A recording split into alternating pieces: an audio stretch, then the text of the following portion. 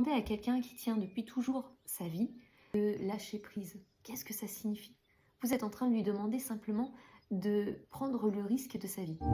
Les podcasts angéliques, chaque jour une dose d'inspiration pour le cœur et l'âme. Dans le développement personnel, on entend beaucoup parler d'arrêter de penser, d'arrêter de culpabiliser. On nous demande de lâcher prise, on nous demande d'être bien, on nous demande d'être la meilleure version de nous-mêmes.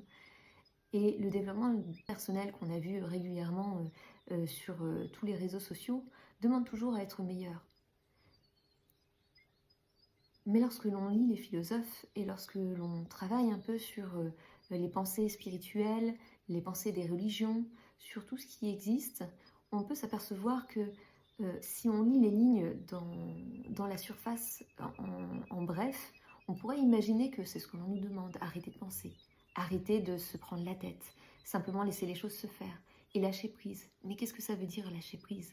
Demander à quelqu'un qui tient depuis toujours sa vie, en mettant des barrières, en prenant le soin de tout vérifier, en anticipant chaque chose, en anticipant le risque d'un retard, en anticipant le risque d'un imprévu, etc. Demandez-lui à cette personne, à lui ou à elle, demandez à cette personne de lâcher prise. Qu'est-ce que ça signifie?